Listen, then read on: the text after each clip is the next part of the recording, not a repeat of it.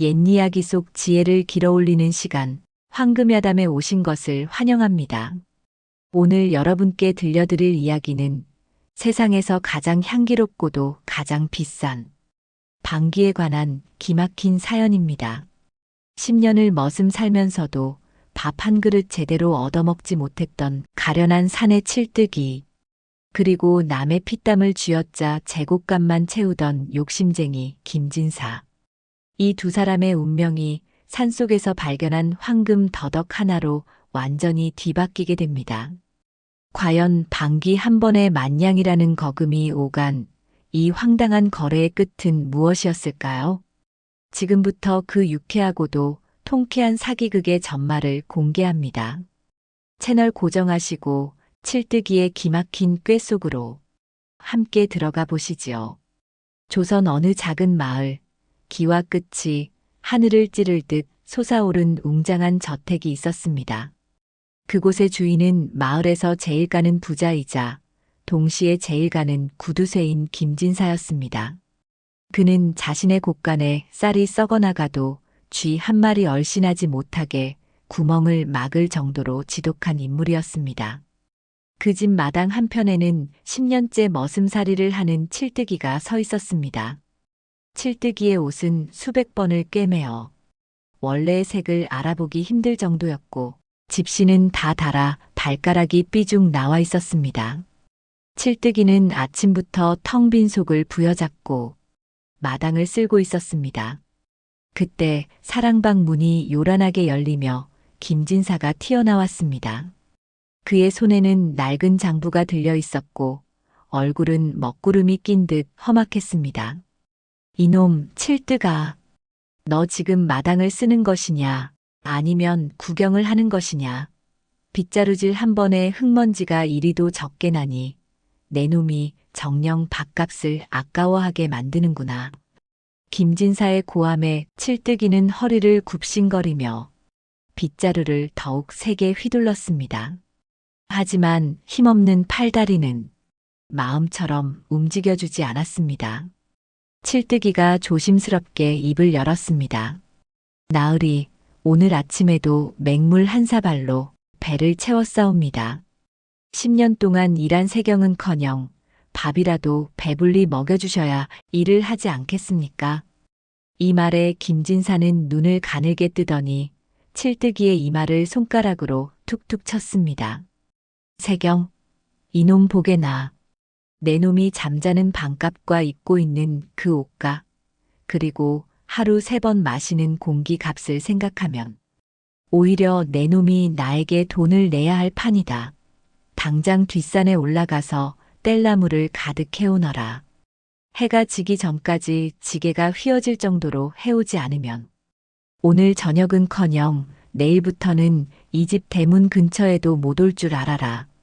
칠뜨기는 억울함이 목끝까지 차올랐지만 대꾸할 힘조차 없었습니다.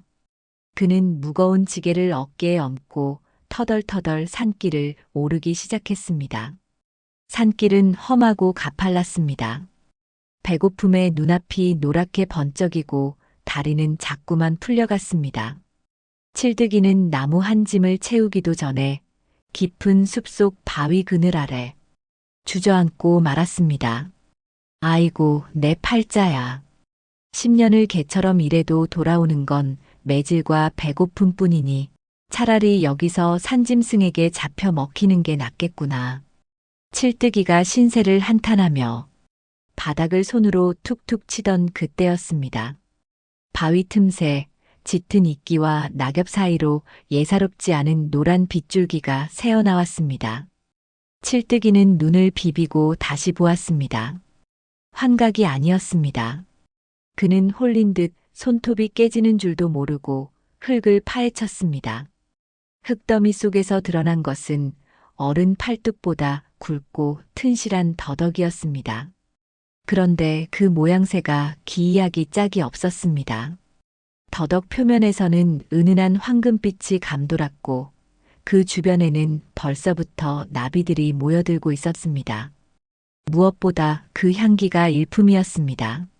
산 전체의 꽃향기를 한데 모아 압축해 놓은 듯한 고결한 냄새가 칠뜨기의 코끝을 간지럽혔습니다. 이것은 필시 산신령님이 내린 물건이로다. 일단 살고 봐야 하니 내 염치 불구하고 먹어야겠다. 칠뜨기는 더덕을 한 입 크게 베어 물었습니다. 입안 가득 퍼지는 달콤함과 알싸함은 눈이 번쩍 뜨일 정도였습니다. 그는 정신없이 더덕을 씹어 삼켰습니다. 더덕이 목구멍을 타고 내려갈 때마다 차갑던 뱃속이 따뜻해졌고 온몸의 근육에 생기가 도는 것이 느껴졌습니다. 더덕을 전부 먹어치운 칠뜨기는 기운차게 일어섰습니다. 지게에 나무를 가득 채우고도 몸이 깃털처럼 가벼웠습니다. 그런데 산을 내려가려던 찰나 아랫배에서 거대한 파도가 치는 듯한 진동이 느껴졌습니다. 뱃속이 꾸르륵대더니 무언가 뜨거운 기운이 엉덩이 끝으로 몰려왔습니다. 어이쿠, 갑자기 배가 왜 이리 요동을 친다냐. 산속에서 실수를 하면 안 되는데. 칠뜨기는 급히 바지를 잡고 엉덩이를 뒤로 뺀 채 힘을 주었습니다. 뿡! 산 전체가 울릴 정도로 거대한 소리가 터져 나왔습니다.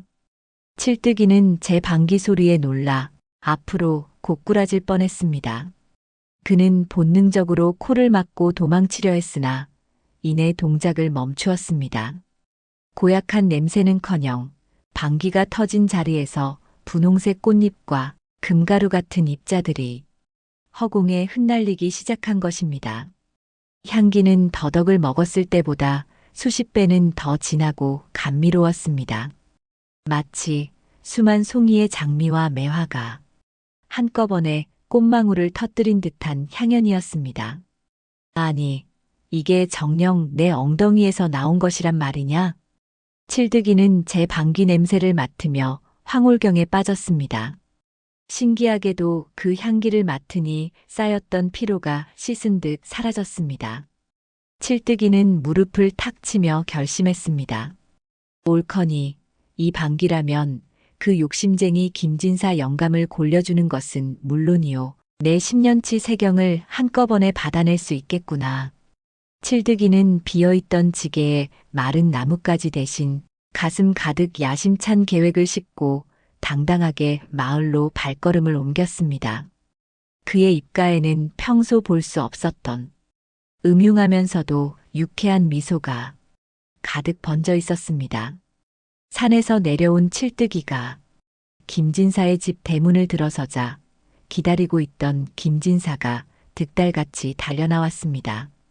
지게에 나무가 절반도 차지 않은 것을 본 김진사의 얼굴은 금세 불그락푸르락 달아올랐습니다. 이놈 칠뜨가 나무를 해오라 했더니 산에서 낮잠이라도 자다 온 것이냐? 빈 지게나 다름없는 꼴을 하고 돌아오다니 내 놈이 정녕 매질을 자초하는구나. 김진사가 마당에 세워둔 빗자루를 집어들고 칠뜨기의 어깨를 내리치려던 찰나였습니다. 칠뜨기는 당황한 척하면서도 슬쩍 엉덩이를 김진사의 코앞으로 들이밀었습니다. 그리고 아랫배에 꽉 모아두었던 기운을 단번에 터뜨렸습니다. 뿡! 우렁찬 소리와 함께 칠뜨기의 바지춤에서 은은한 금빛 안개가 뿜어져 나왔습니다. 김진사는 본능적으로 인상을 쓰며 뒤로 물러났지만 이내 코끝을 스치는 기이한 기운에 동작을 멈추었습니다. 구린내는커녕 이제껏 세상 그 어디에서도 맡아본 적 없는 고결하고 청아한 향기가 마당 가득 소용돌이쳤습니다. 마치 1000마리의 나비가 내려앉은 꽃밭에 서 있는 듯한 착각이 들 정도였습니다. 김진사는 빗자루를 든 채 멍하니 허공에 코를 대고 킁킁거렸습니다. 이 향기가 대체 어디서 나는 것이냐? 내 놈이 내 몰래 안방에 둔 사양 주머니라도 훔쳐낸 것이냐? 칠뜨기는 능청스럽게 옷매무새를 가다듬으며 대답했습니다. 아이고 진사 나으리. 사양이라뇨? 보시다시피 제 몸엔 실오라기 하나 걸칠 돈도 없지 않습니까? 이건 제 뱃속에서 나온 복방귀 이옵니다. 김진사는 믿을 수 없다는 표정으로 칠뜨기의 주위를 빙글빙글 돌았습니다. 향기는 시간이 지날수록 더욱 진해져 마당에 찌든 거름내와 김진사의 입에서 나는 고약한 구취까지 모두 덮어버렸습니다. 평소 돈 냄새라면 귀신같이 맡던 김진사의 머릿속에 엄청난 계산기가 돌아가기 시작했습니다. 방귀에서 이런 향이 난다고? 내 이놈 대체 산에서 무슨 짓을 했기에 이런 해괴하고도 기막힌 일이 벌어지는 것이냐? 사실대로 고하지 못할까? 칠뜨기는 미리 준비한 듯 먼 산을 바라보며 눈시울을 붉히는 신용을 했습니다. 산신령님을 배웠사옵니다. 10년 넘게 세경 한 푼 못 받고 일하는 제가 가엾었는지 1000년에 한 번 열린다는 황금 열매를 제 입에 직접 넣어주시더이다. 그러시면서 말씀하시길 이 방귀를 마시는 자는 100년의 병이 씻은 듯 낫고 이 방귀를 소유하는 자는 나라 제1의 만석군이 될 것이다. 라고 하셨습니다요. 무병장수와 만석군이라는 말에 김진사의 눈이 번쩍 뜨였습니다. 그는 들고 있던 빗자루를 내던지고 칠뜨기의 거친 손을 두 손으로 덥석 잡았습니다. 그리고는 평소 머슴은 발도 못 붙이게 하던 비단 보료가 깔린 사랑방 안으로 칠뜨기를 극진히 모셨습니다. 칠뜨가, 아니 칠뜨 대가야. 일단 앉아라. 자, 어서 앉아. 그래, 그 방귀를 낄 때마다 이런 향기가 난단 말이냐? 그럼요. 그런데 이게 기력이 쇠하면 향기가 사라집니다요. 고기 반찬에 이틀은 푹 쉬어야 진한 꽃향기가 나오는데 전 보시다시피 배골이 비어 이제 나올 기운도 없사옵니다. 김진사는 급히 하인들을 닥달하여 상다리가 휘어질 만큼 산의 진미를 차려오게 했습니다. 칠뜨기는 10년 만에 처음으로 기름진 소고기와 흰 쌀밥을 배가 터지도록 먹었습니다. 김진사는 옆에서 침을 삼키며 칠뜨기가 방귀를 뀌기만을 애처롭게 기다렸습니다. 칠뜨가 내 제안을 하나하마. 그 방귀 나한테 팔아라. 내 놈 같은 머슴이 만석군이 되어 무엇하겠느냐. 관리하기도 힘들 터이니 내게 그 방귀 권한을 넘기면 내가 내 평생 먹고 살 돈을 한 번에 주마. 칠뜨기는 짐짓 곤란한 표정을 지으며 고개를 저었습니다. 안 됩니다, 나으리. 산신령님이 이건 절대 남에게 주지 말라 하셨습니다. 특히 욕심 많은 사람에게 가면 향기가 똥내로 변할지도 모른다고 신신당부하셨거든요. 만냥, 내 지금 즉시 현금 만냥을 내주마. 그리고 내 노비 문서도 당장 내 눈앞에서 태워주마. 이래도 안 되겠느냐? 만냥이라는 파격적인 액수에 칠뜨기의 눈이 가늘게 떨렸습니다. 김진사는 기회를 놓치지 않고 안방 깊숙한 곳에서 금괴를 통째로 들고 나와 펼쳐 보였습니다. 누런 황금빛이 사랑방 안을 찬란하게 비추었습니다. 칠뜨기는 마지못해 승낙하는 척하며 떨리는 손으로 계약서에 지장을 찍었습니다. 정그러시다면 어쩌겠습니까? 대신 계약서는 확실히 써야 합니다요. 이제부터 제 뱃속의 모든 기운은 진사 나으리의 것이며 나으리 허락 없이는 방귀 한 모금도 밖으로 내보내지 않겠다는 것을요. 김진사는 싱글벙글 웃으며 붓을 놀려 계약서를 작성했습니다. 그는 칠뜨기에게 만냥과 노비 문서를 내주면서도 속으로는 쾌재를 불렀습니다. 이 방귀를 임금님께 바치면 정승자리는 떼놓은 당상이지. 아니, 전국의 대감들을 모아놓고 향기를 맡게 한 뒤 입장료만 받아도 만냥은 하루아침에 복구하고도 남을 것이야. 하지만 김진사는 알지 못했습니다.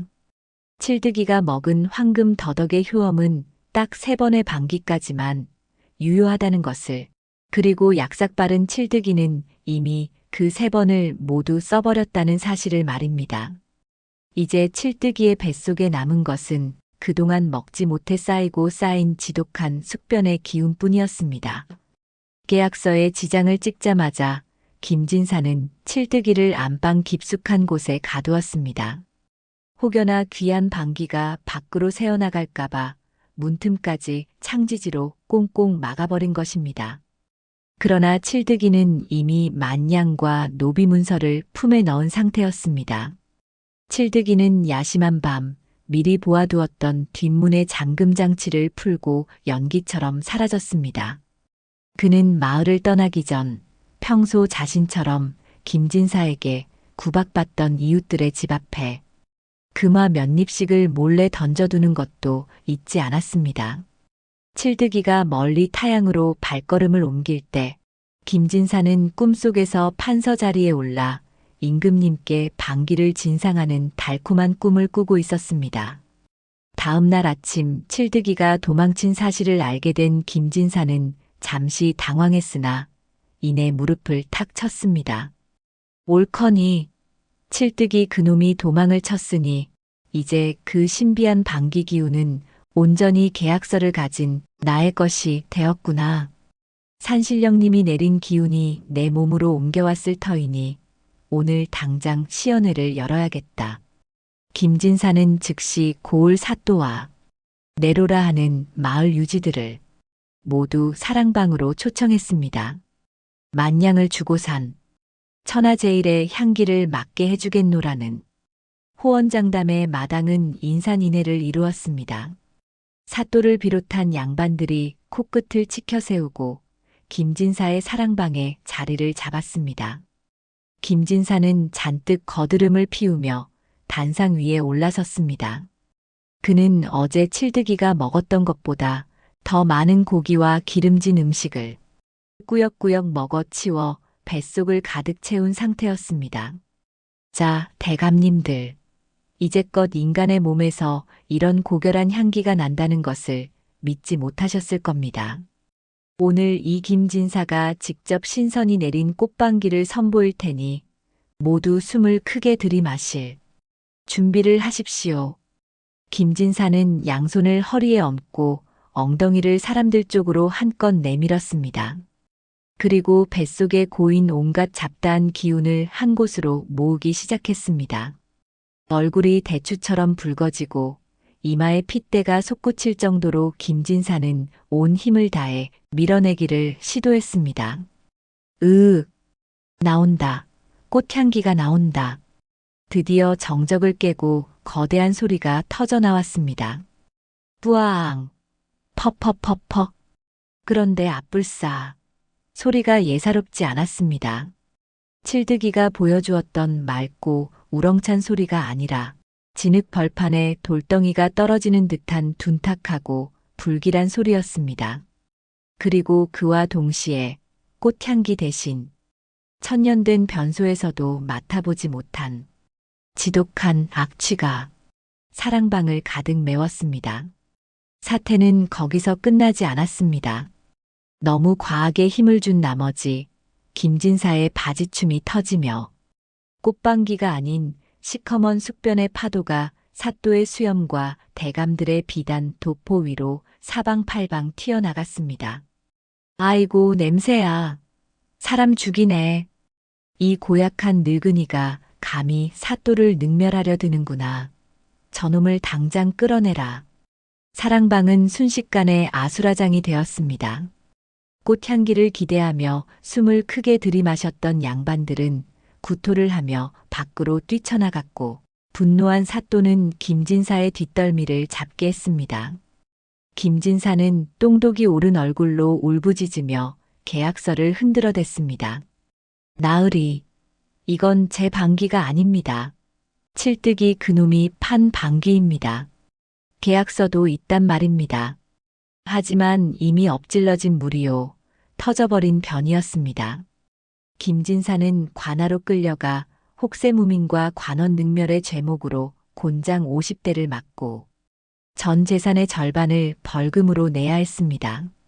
한편 먼 이웃 고을의 한주마 칠뜨기는 비단옷을 차려입고 가난한 나그네들에게 술과 고기를 대접하며 느긋하게 앉아 있었습니다. 그는 구름 한 점 없는 하늘을 보며 시원하게 마지막 남은 속 방귀를 내뱉었습니다. 뿡. 이제는 꽃향기도 금가루도 나오지 않는 평범하고 구린 방귀였지만 칠득이의 얼굴에는 만냥짜리 금괴보다 더 밝은 웃음꽃이 피어 있었습니다. 탐욕은 똥이 되고 지혜는 복이 된다는 옛말을 증명하듯 칠득이의 그림자는 석양을 등지고 유유히 사라져갔습니다. 여러분, 오늘 이야기 어떻게 보셨습니까? 만냥을 주고서라도 남의 복을 뺏으려 했던 김진사의 탐욕은 결국 온 마을을 구린내로 진동시킨 똥바다라는 비극으로 끝이 났습니다. 반면 억울한 세월을 지혜로 이겨낸 칠뜨기는 비로소 참된 자유를 얻게 되었지요. 탐욕은 결국 제 발등을 찍고 지혜는 가난한 자의 곳간을 채운다는 옛 어른들의 말씀이 틀린 게 하나도 없습니다. 여러분의 마음속에는 오늘 어떤 향기가 남으셨는지 궁금합니다. 이야기가 즐거우셨다면 구독과 좋아요로 황금야담을 응원해주세요. 저는 다음번에도 배꼽 빠지고 가슴 시원한 이야기로 다시 찾아뵙겠습니다. 시청해주셔서 고맙습니다. 늘 복된 날 되십시오. 지금까지 황금야담이었습니다.